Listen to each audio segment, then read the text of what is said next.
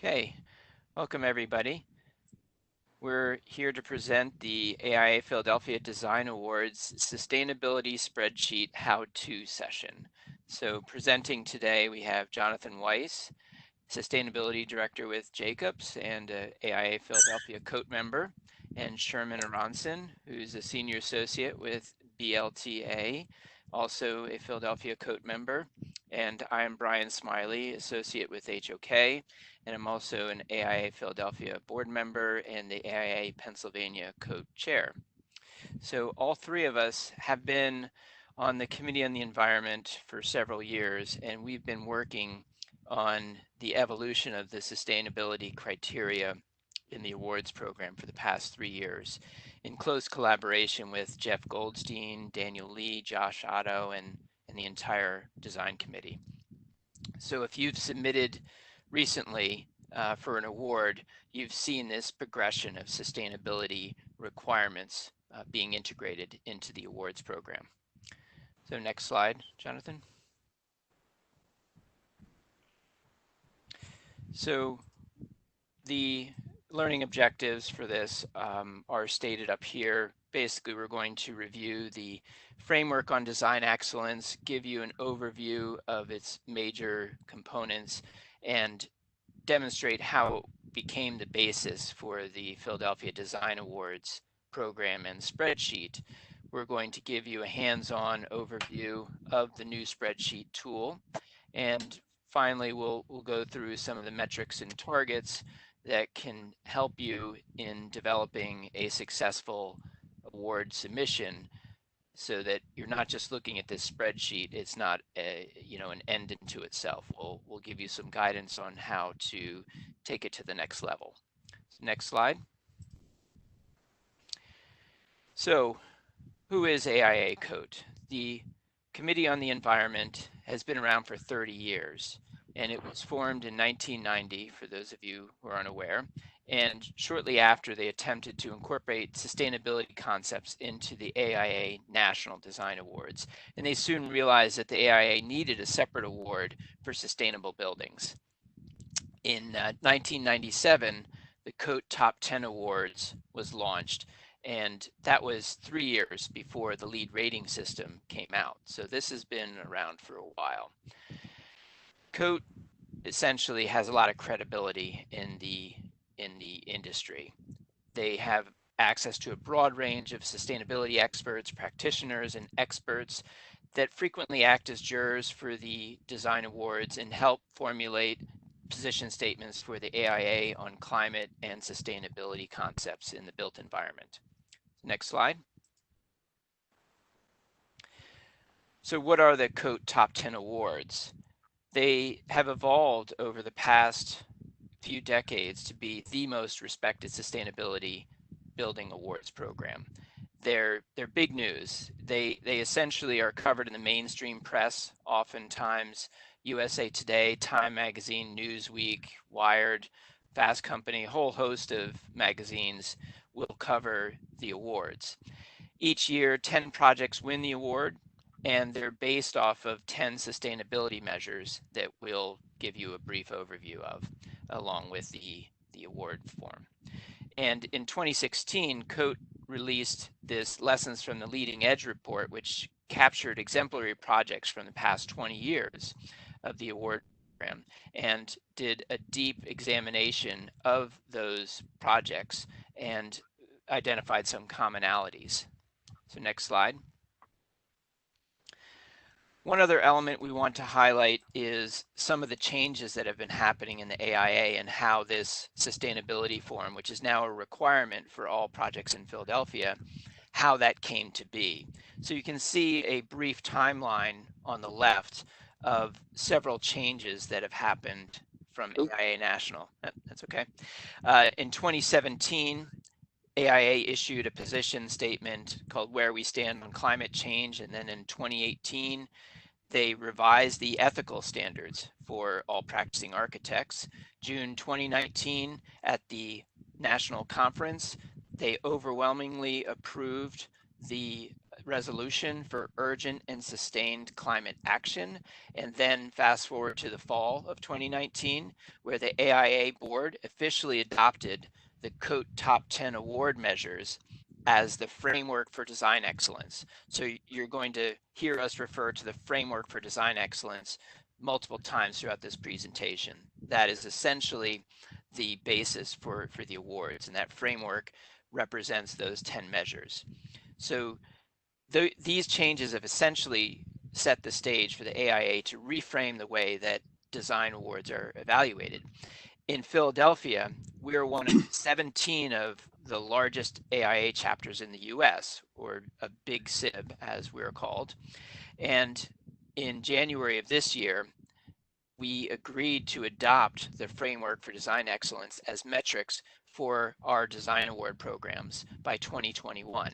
So this year's form is an important step in that progression. So even though it is a requirement, it may sound like we're actually ahead a year.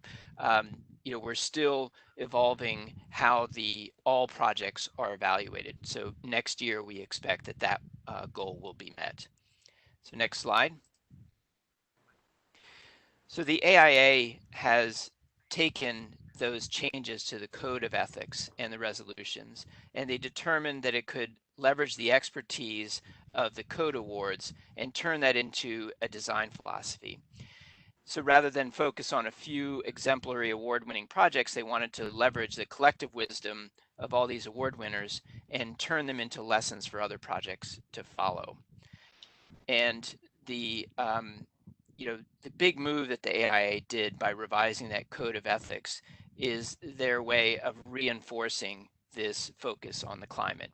So we are actually going to cover additional tools at the end of this presentation that talk about expanding integration of sustainability into all of your projects and how you can elevate your award submissions beyond just filling out this award form. So Jonathan will now give an overview of the 10 COAT measures that are used in the award spreadsheet. So take it away, Jonathan. Thanks, Brian.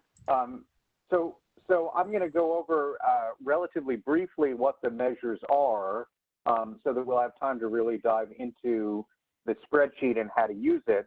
But I'll give an overview of each of the different categories that are here, these top 10 measures for design excellence, and I'll give just a little bit on each of the measures. One of the things I think it's really worth keeping in mind is I think a lot of people think of sustainability in a relatively narrow way.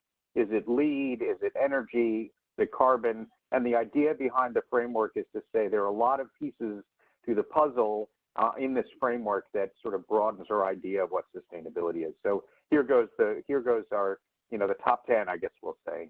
The first one is design for integration, and it's really sort of the overarching theme of sustainability is integration. So it's sort of a counter to having 10 individual categories in the framework. This one is specifically about how did the process enable better outcomes in the design through cross-fertilization of ideas and finding synergies between some of the other different measures. So I think that's sort of, it kind of goes without saying, but what's the big idea of this project and how does it connect across different strategies? The next one is design for equitable community. Sustainability is tied inextricably to the wellness of the communities where they're built. And so this really focuses on how did the design go beyond the boundaries of the program? How was the community members in that community engaged during the design and development process? How does the project promote social equity at a local, regional, or global scale? And how does the project connect with transportation and other infrastructure, because transportation-related emissions negatively affect public health both globally as well as on a local and community level. So that's sort of how design for equitable community has a place in this framework. The next measure is ecology. At its essence, this measure is about place. Is there a reason why this design or project is connected to this place?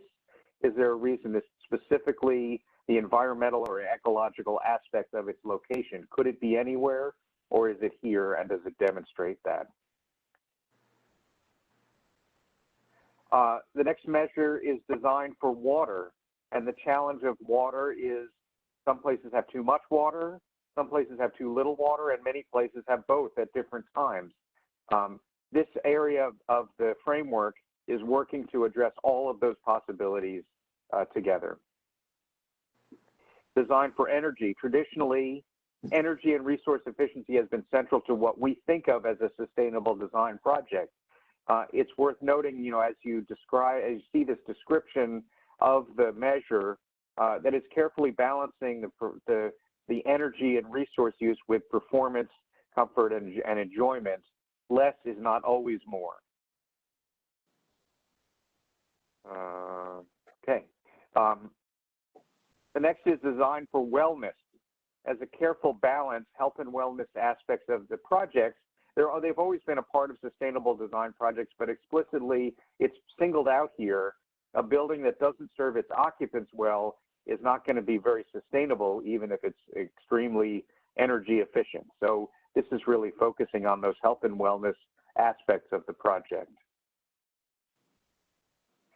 The interrelationship of the building makeup and the resource impacts on the environment is a key part of any sustainable project, and many architects first thought about sustainable projects in terms of building materials. So more and more, this strategy and the framework is important and has been focusing not just on our traditional types of categories, but also on embodied carbon as part of the building materials is an impact that we need to focus on more and more.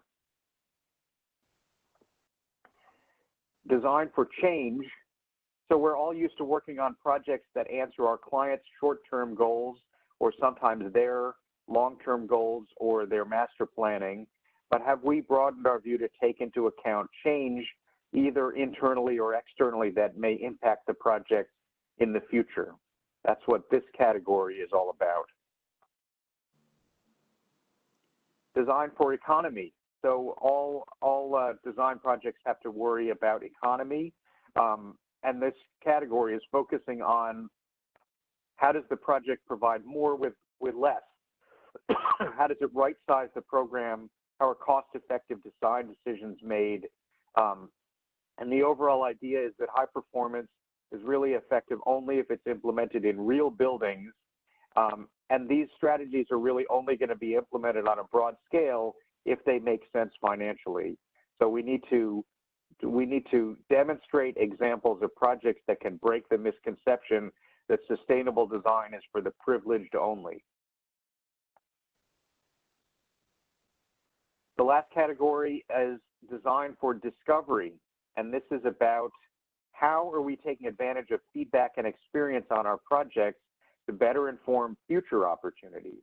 Are we looking at the project outside the boundaries of our traditional scope? Are we looking after occupancy, and are we learning from that experience?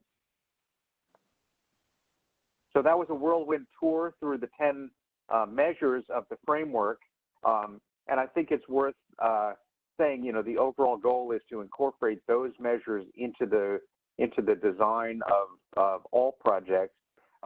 And this is just a slide that sort of shows a little bit of the roadmap we took from over the last 2 years that Brian alluded to, of adding sustainability requirements to the Design Awards submissions. So in 2018, we had this form on the left, which had 5 different categories and really wanted a narrative about each to identify what are the different strategies that were incorporated.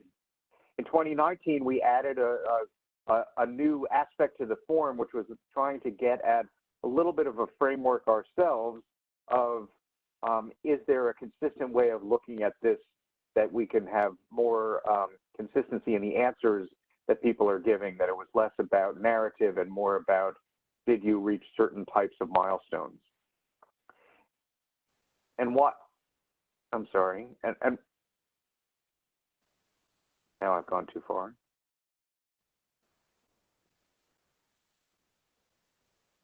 And while we were doing that, I'll just sort of mention that there were parallel efforts going on around the U.S. So some of you may be aware, we did a presentation about the top 10 framework at the Forum on Architecture in 2018. And I think it's worth noting that, you know, the AIA Code National was looking at, was there a way of incorporating some of those ideas into a common form that could be used for all projects and not just the top 10 awards program. This is on the screen on the left is an example of another city that put together a simple framework, and on the right is a form developed by Code National called the Common App, which takes each of the measures and puts information together in it. And this is what we're all aspiring to get to for 2021. And as a result, we took the best of those different forms and we came up with our own form, which is largely based on the Common App, but has some customization for what we felt made sense for us in Philadelphia, and we coordinated that with the design committee. So you can see this is the same form, and we're going to switch in a moment to just walk through the form and how you fill it out. But a little bit of a roadmap of the form is it's an Excel template. On the left is a panel that just has how-to that describes line by line how to fill out each of these items. The questions are in that second column, and then next to that is a response area. Each of the tabs is either a pull-down menu or a text entry menu. Just to the right of that, we have a little bit more explanation, definitions, and some links to some resources that will help you to fill out some of these bits of information. And as you saw from the previous slide, we have at the end of it a response graph that really gives an overview of where the values are based on your entries. It's not a scorecard. There's no final score. It's really a graphic illustration of how many of the different strategies are included in your entry. So I'm going to switch now. We'll switch over to Excel, and I will turn it over to Sherman, who's going to walk us through the actual workings of the form. Take it away, Sherman. Well, I don't see the take control button. Did that already happen? Jonathan, I think you were going, there's a take control dialogue. There we go. Okay. Okay, so we are starting with the blank Excel spreadsheet. We have also a filled out sample on the right if we need to look at that together. But we're going to start with the blank. And as we go through, you'll see at the top that the bar chart will automatically get filled in with some of those horizontal blue bars. The key here in project information is simply use the same information that you used in your Design Awards package. Same building name, building address, client name. This is all just information. The first specific pull down is for the climate zone. And as you open that, you'll see a little up-down arrow shows up on the right, and you can scroll through. And then in this zone, we are for A mixed humid. Days like today remind us of that. The next is primary building use. So for this demonstration, we'll make a simple, we'll pick an education building, a college education building. There's a long list here, and it's tied into a national database of project building types. And then you can select how much of it. So to keep it simple, we'll say it's 100% of the building.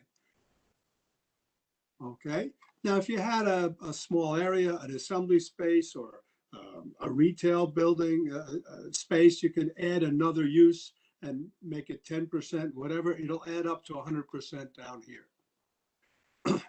Next is project type.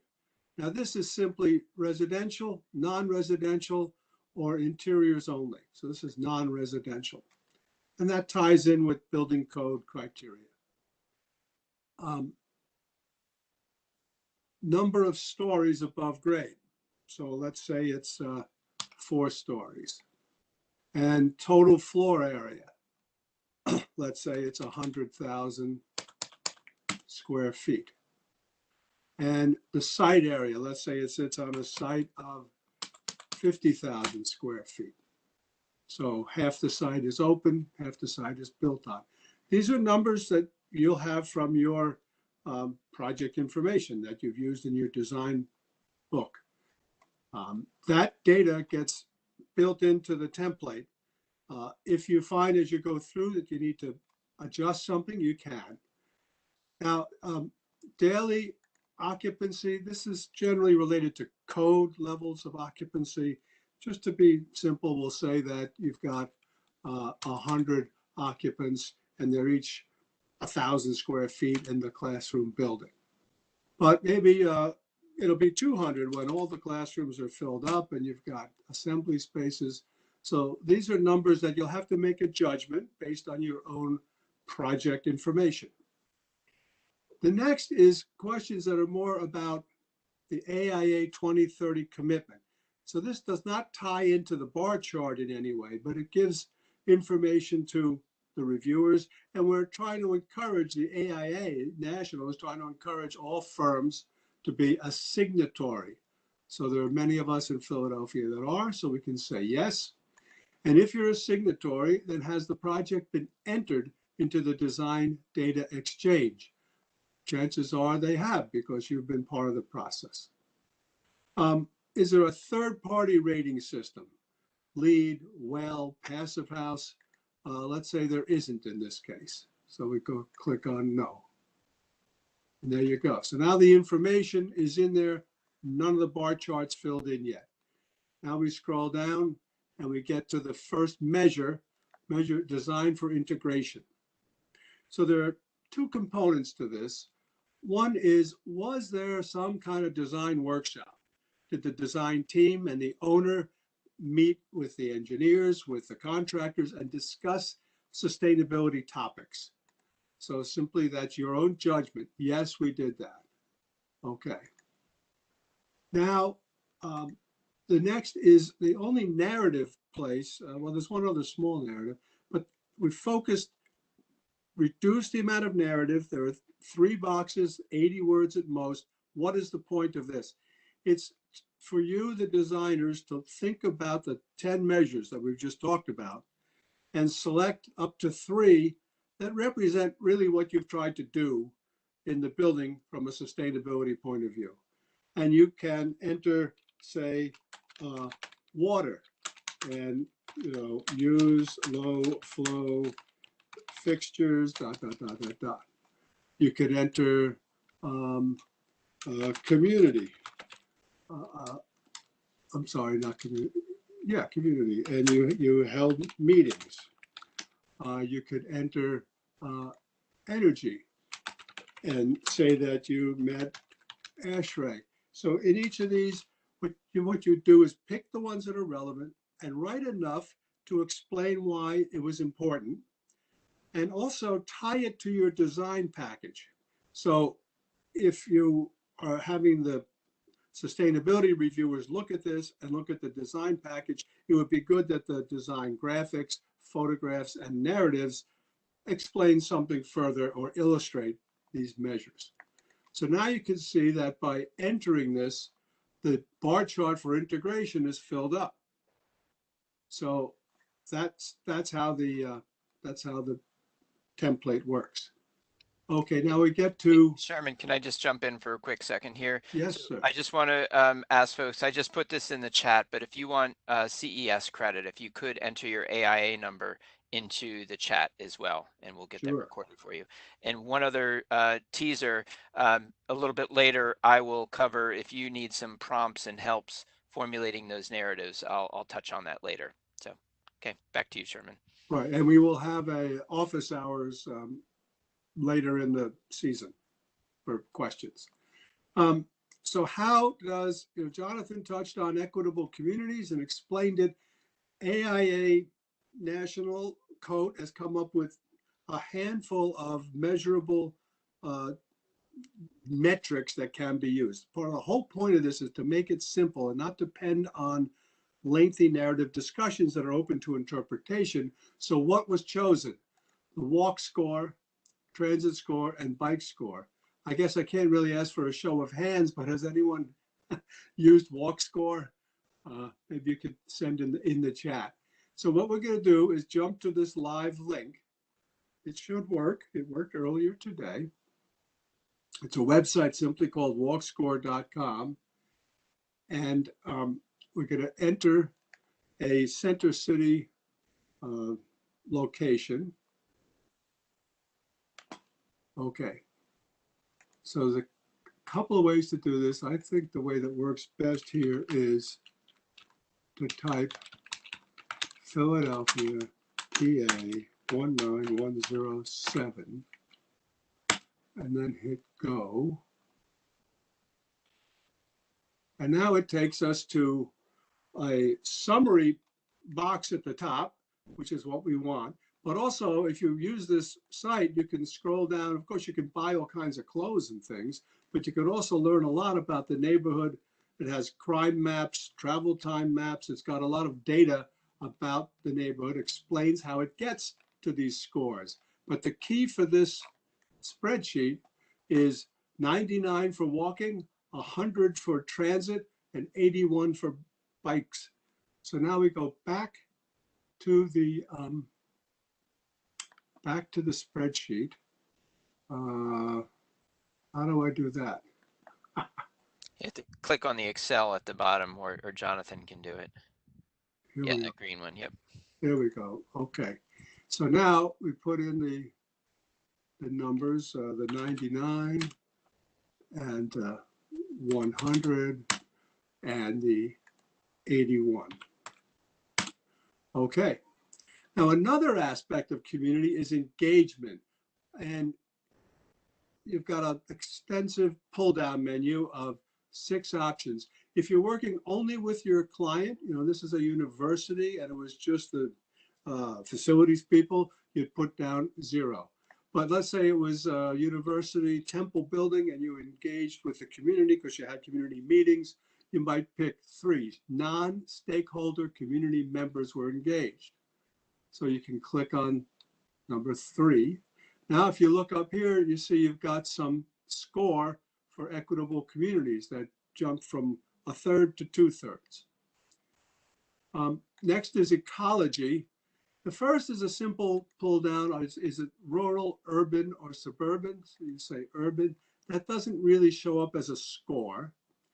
But is it a previously developed site? That, of course, is a good thing to do to preserve the earth, but it gives you a choice. Yes, or it could be a brownfield, an enterprise zone, or a historic building. Let's just say yes, it's a previously developed site. Other aspects of ecology are stormwater. So in Philadelphia, you often need to detain stormwater, but not always. You can tie in. Let's assume that it was detained. You get a yes. Okay. Was the landscape design focused on native plants? That is something we can do with a college building in the city. But did you actually specifically think about bird safety or habitat? Maybe you did not. Maybe it was not part of the program. You click no. Okay. So now you see you've got pretty far in ecology. All right. Now after that comes water. And there are a couple of questions here. Fairly common. One is, did you use potable water for irrigation? So if you had only native plants and after a year or so you didn't need to irrigate, you can say no. Did you use water for cooling towers? So probably you did use cooling water for cooling towers unless you were really collecting it. Did you use gray water on the site? Probably not. Let's say no. Something happened with, let me go back to this pull down, and potable water was yes. Okay. And then was rainwater treated on the site instead of potable water? maybe not. And does the project use less potable water than the EPA 1992? What is that? Those are the standards that are still in the code, the 1.6 gallons for a toilet, etc. Chances are you used better than that. So we'll say yes. Now, what about using water sense fixtures that are at least 20% better? If you made a conscious effort with your owner to select them, you probably did. So we can say yes. And now you'll see that you're in about halfway through on the water category. Okay, economy is a variable. It's harder to measure. I think in AIA it was agreed not to make it part of the bar chart, but it's still here and the jury can review it. So automatically it calculated the 1,000 square feet per person based on the numbers we put in above. Did you use an existing building? In this case, no. We had a previous developed site, but it's an all-new building. Was the efficiency of the square footage better than industry standard? This is something you'll have to use your judgment. You'll have to see if there are building guidelines for that. I think several of the building associations have guidelines, but perhaps it was very generous in space. Meanwhile, you can enter a brief narrative about how efficient was the building in terms of, used less square feet, cost effective materials. You can spell out how you achieved some level of efficiency. And that again is good for the reviewers to see. When we get to energy, energy looks complicated, but it's three choices here, and they don't all apply. So let's say you did a building that met code and you did not do an energy model. So as a university, they didn't want to do the model for some reason. So you just met the code. So let's say it was in Philadelphia. It was already finished a couple of years ago. Then you would probably use the IBC 2009. Oh, squirming away. There we go. All right. So if you got 12 there, 9. Okay. Now, did the project use the prescriptive criteria? Yes, you did. Okay. Here. And did you exceed any minimum requirements? You probably did, because that code is a little older. So you may have had more roof insulation or more wall insulation. But you'll notice that the blue chart has predicted energy, and it gives just a modest achievement there. Let's just for kicks look at this and say, well, what if the project was designed using the 2018 code? A really new project that's still in design phase, you're submitting for an award. Well, it doubled the predicted energy savings just by the basis of code. So it's a good interaction. Now, of course, if you do modeling, then you'll learn from your energy model results. Someone on your team, a consultant, what was the benchmark they used from an ASHRAE guide or an Energy Star Portfolio Manager or a DDX, and what was the actual predicted intensity. So you'll enter those numbers here. We're not going to do that now. And then it'll calculate whether you did better than benchmark, and it'll calculate whether you've met the AIA 2030 challenge. Now, the AIA challenge is a goal that up through 2019 was, can we get to 70% less energy than the 2003 commercial building survey? Now for newer projects, it's up to 80%. So once again, it'll automatically calculate. That's not a judgment you need to do. And also, was the energy model, if you did an energy model, did you use it for the design phase? And that's to be encouraged for sure. If you did an energy model, and now if your building is complete, you might have measured performance if your client, this university, was collecting data. So you can enter the actual use and compare that to the benchmark and get a % savings. Now, we also added for any project in any phase, Are you considering, is your owner considering, are your engineers helping you to figure out renewable energy credits? These can be purchased on the open market. They're very inexpensive. You can make a deal with Pico.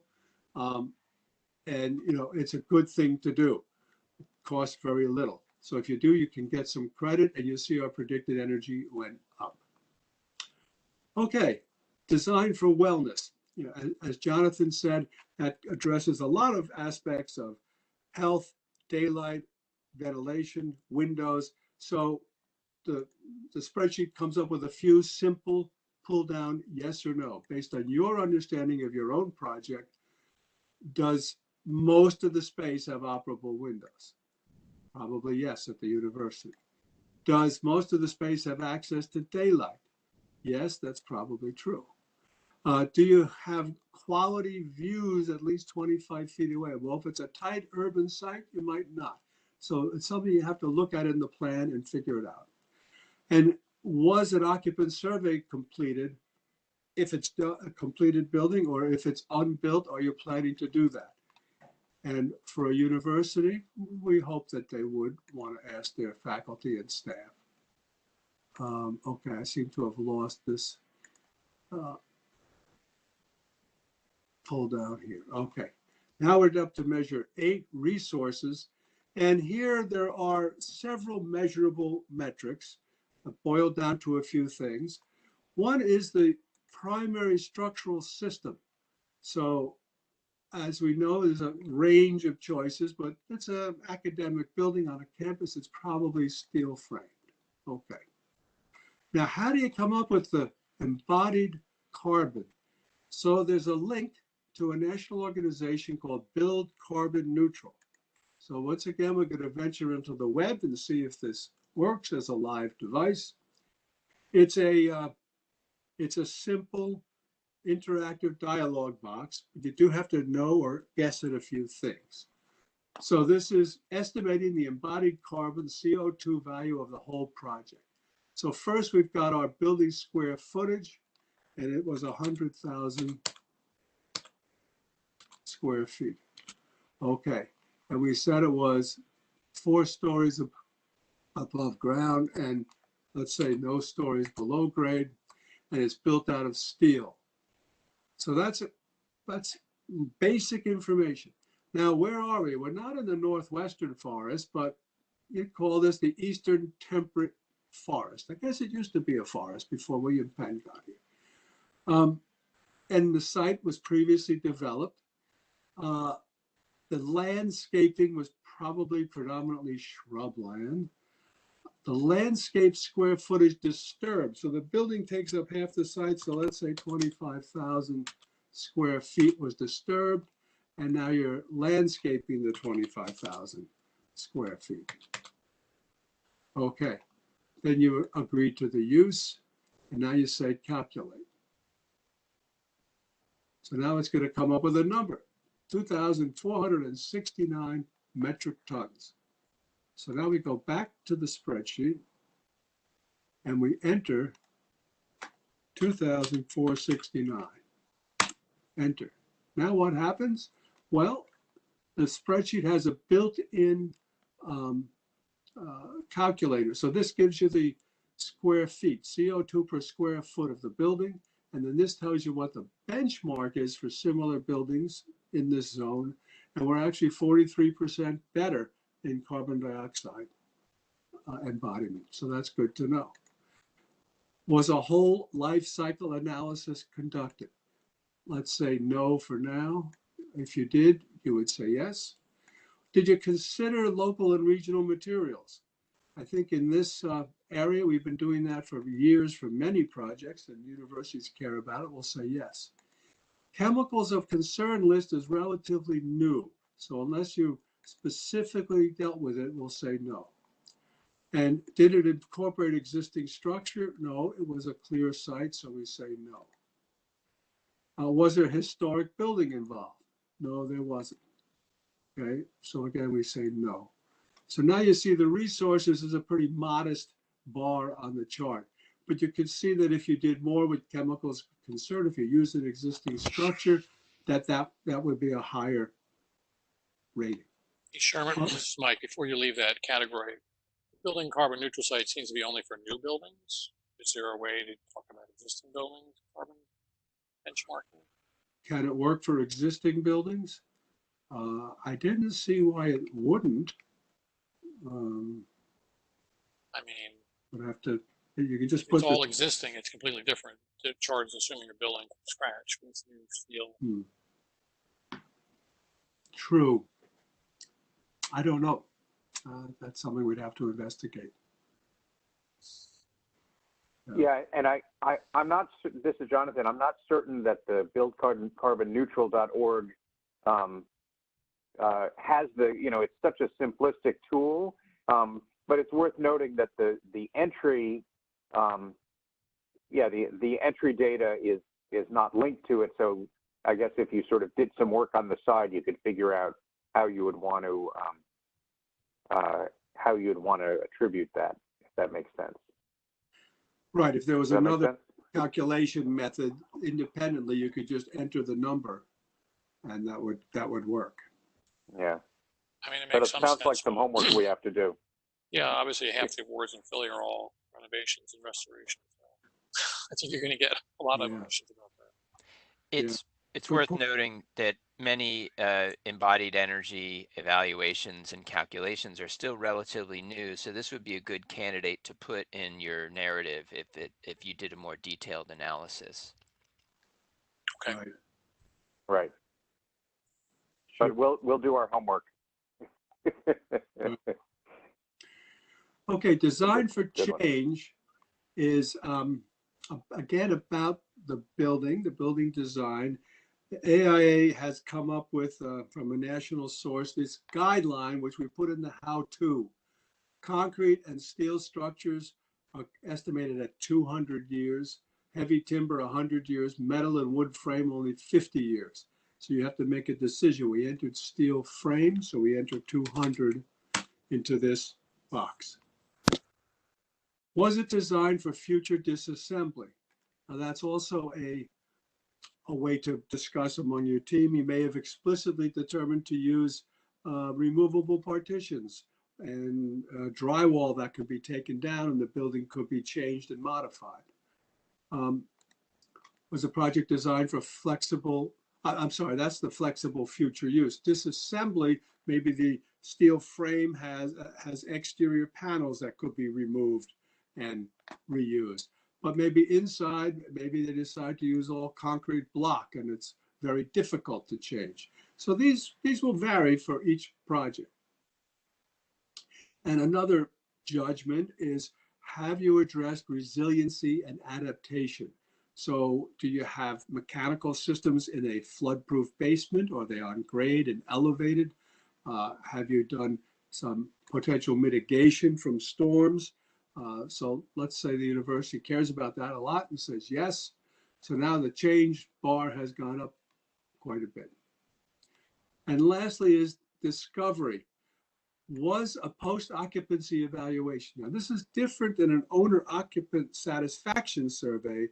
This is actually looking at the building performance, the mechanical systems, electrical systems, lighting, and how is it performing. That's something the architects and or engineers can do. Let's say the university does care about that and they say, yes, let's do an occupancy. Again, will a case study be done? Maybe the university doesn't want to publish any documents, so they say no. And are they collecting data? Well, maybe it's never been discussed or it's not known, so you can select unknown. And then will it be shared with the public? That's unknown. So these will vary and you can choose which is most important. Actually, let's say the university is going to collect the data. You change this again to yes, but they might not share it with the public. So now you can see the discovery bar went way up. So it's encouraging the collection of this information and data. So between the how-to column and the questions, the pull-down menus, and the guidance on the right, we're hoping that this is not a big challenge to do. We just went through it in about 20 minutes and even with a thoughtful question. So there you go. Okay, now I guess we'll turn this back to Yeah, Brian to follow up. I'll take it from here. Thanks. So Jonathan, if you could go to the next slide in the presentation.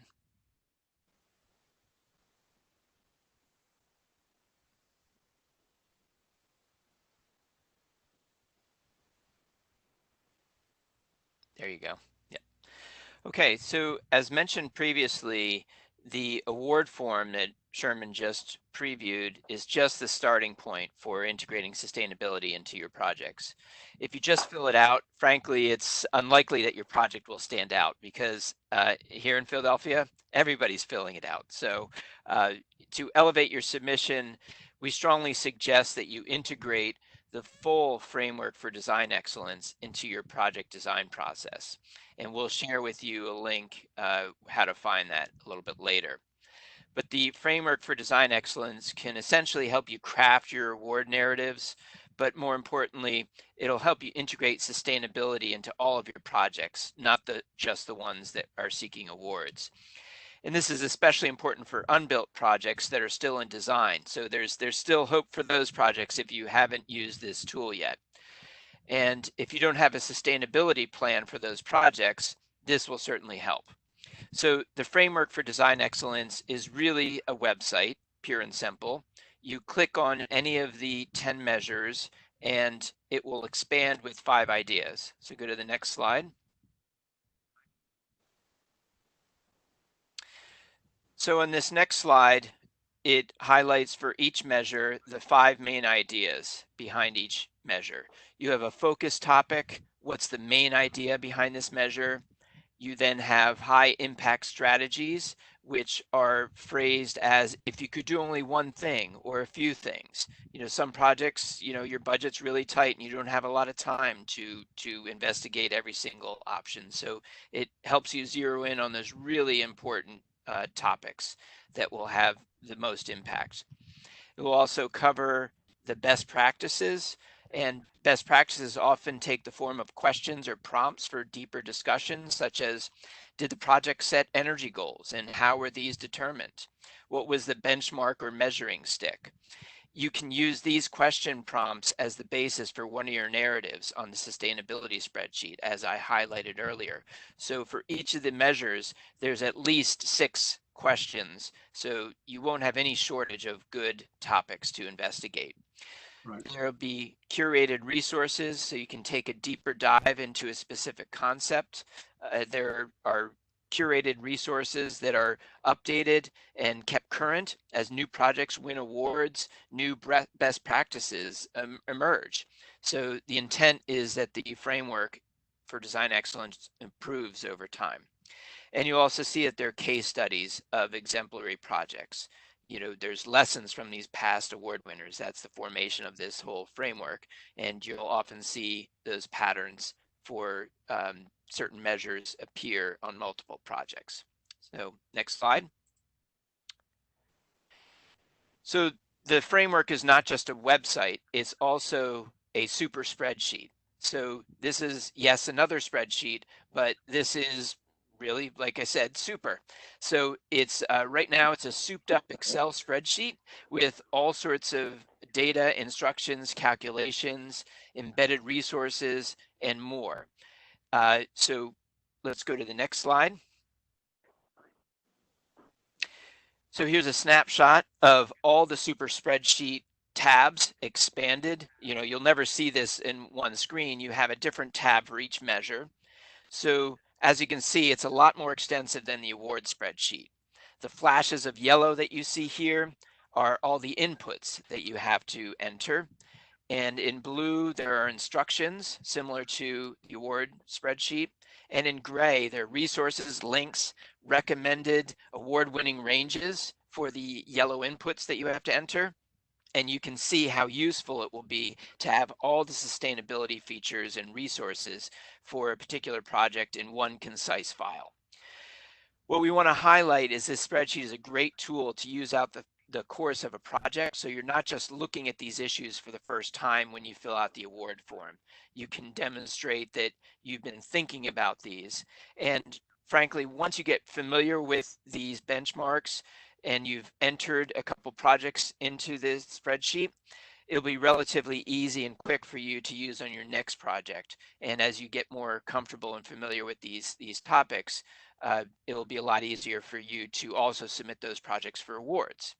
So if it's not too late, take one of your award submission projects and fill it out. It certainly will help with the next project on your boards. So before we continue on, I did want to go back to how you download this. So if, Jonathan, if you can go back 3 slides to that first framework slide. One more, yep, there. So, nope, too far. Nope. So that in the middle there where it says additional sustainability resources, they've moved it. So to download the super spreadsheet, you have to click on that little orange text under additional sustainability resources and then go down 2 slides to the super spreadsheet slide, Jonathan. And then once you're there, you have to scroll down. There's a bunch of tiles, but when you see one called a super spreadsheet, you'll be able to download it there. And I only highlight that is because we're all familiar with it, and they sort of moved the cheese on us, so as they say. But we wanted to make sure you could find it. So I want to continue on to the crowdsource slide. So as I mentioned, the AIA is headed into a cycle of improvement with the framework, and using the same team that developed the framework, they're now continuing to update it, make refinements, add resources, and compile lessons from new award-winning projects. Similar to the lessons from the Leading Edge report that I mentioned earlier, the AIA issued a report from firms that have been frequent winners of the top 10 awards from the past 20 years. You can see the title of that, The Habits of High-Performing Firms.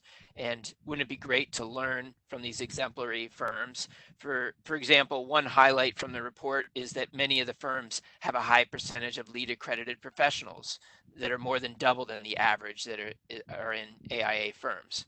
So, something to note. And lastly, the AIA is looking at migrating the super spreadsheet inputs into the AIA 2030 Commitment DDX platform.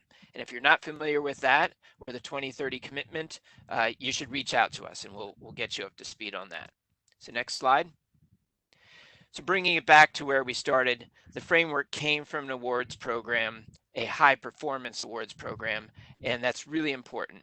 One of the questions that the framework asks, if you could do just one thing, can you make a building that everyone wants to keep? So not every project has to be an award winner, but we want to make a building that nobody wants to knock down ever. And you'll certainly be making a sustainable building if you do that. And best of all this is free. The super spreadsheet, the framework doesn't cost anything. So next slide.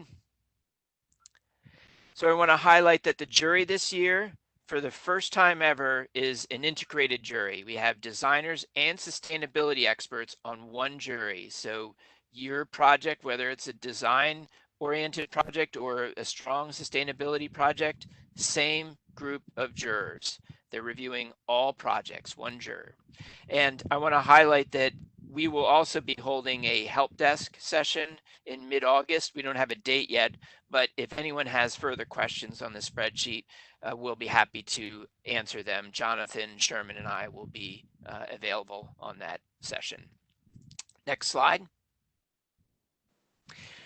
So new this year, AIA Pennsylvania is also opening a new award category called the Architectural Excellence Coat Award. So it's an optional award. It's not required, but it uses the same form as AIA Philadelphia. So you'll be a leg ahead if if you're submitting from Philadelphia. All you have to do is transfer the same information into a new form. We haven't streamlined it yet, so you can't use the same form. You have to use the one with the AIA Pennsylvania logo. But it essentially is all the same. So next slide. We also want to highlight that in 2 weeks, there is another session that we're doing with AIA Pennsylvania titled Secrets to Award Success. And we'll essentially be doing an abbreviated version of this, but keynoting this presentation is Vivian Lofness. So if you've heard of Vivian before, she's an internationally renowned researcher author, educator, and she's a frequent and recent juror on the National Coat Top 10 Awards. And she'll be giving an overview of her perspective of the being on the National Award jury. So next slide. So I know we don't have a lot of time for questions, but we'd like to open it up for questions. Also, you can see if you want to visit the framework for design excellence and download the super spreadsheet. At the very bottom is AIA's very cryptic link, but your best choice is to just take your favorite search engine and type in AIA framework for design excellence. It pops up first for me, but I'm hoping, maybe that's because I've been optimized by the search engines. Hopefully it's not the same for you. So with that, I think we'll just open it up to questions if anyone has any, or if you, because we are still recording, if you don't want to be recorded, we can just enter your question in the chat.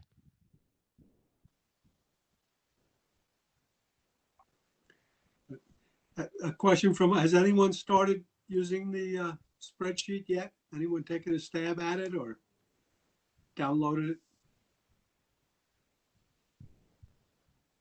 I haven't done it yet, but I do want to actually thank you guys for taking this on. I know it was quite a lift to get it to this point. I for one appreciate it. So thank you very much for doing this. It's certainly an improvement from last year's. I like the graphic aspect of it, and it looks pretty easy to fill out. I guess I'll see when I actually start to do it, but really just thank you for all the work that you guys have done. It's appreciated. Well, thanks so much. You're welcome. That's great. And we should mention that there are two things that I think have been really helpful. One of them is that the design committee has been really receptive to this. And I know we've been talking to other AIA chapters in other cities where they're struggling to get to this level. So it's been a great collaboration. And the second is that the Common App program that's being developed by that map of different people that Brian showed has also been really helpful. So it's a good group.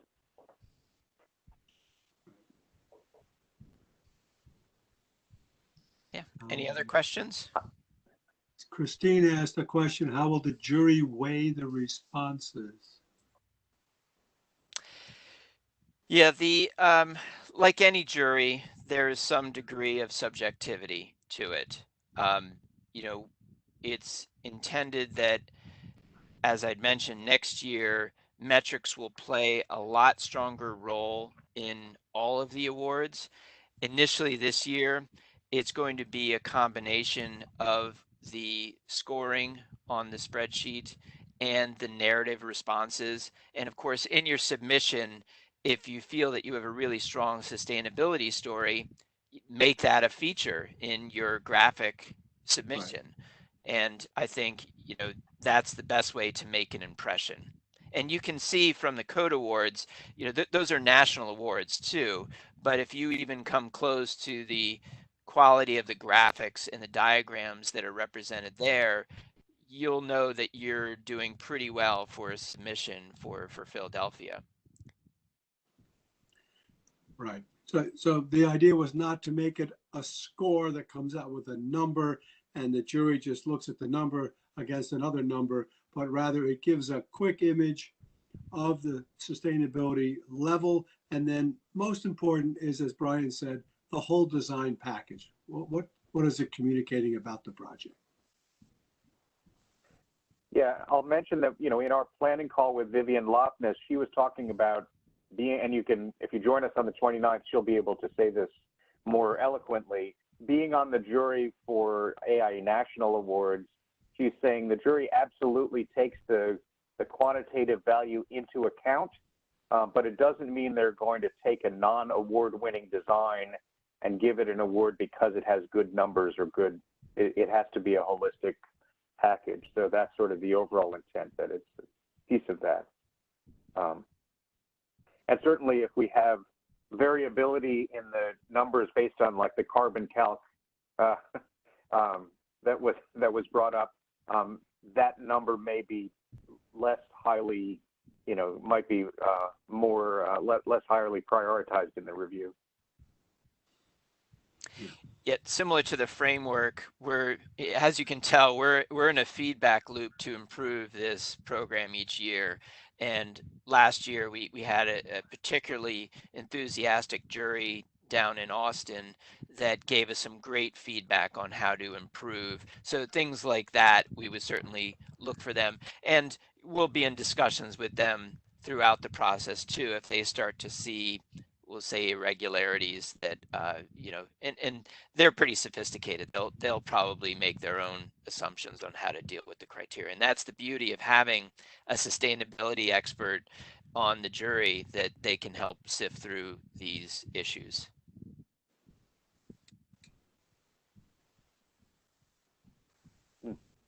Right? Any other questions? I know we're a little over time. It's the end of the day. So as mentioned, we'll be having another session with AIA Pennsylvania in 2 weeks. If there's somebody else at your firm that you feel should be seeing this information, so keep an eye out for that. And again, in mid-August, keep an eye out for the event announcement for that open help desk session. Thank you. So, And I guess that gives us a deadline to do our homework on the carbon count. yeah, we'll have an answer then.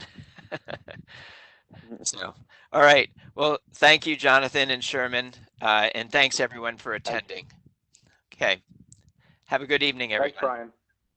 Okay. Take care.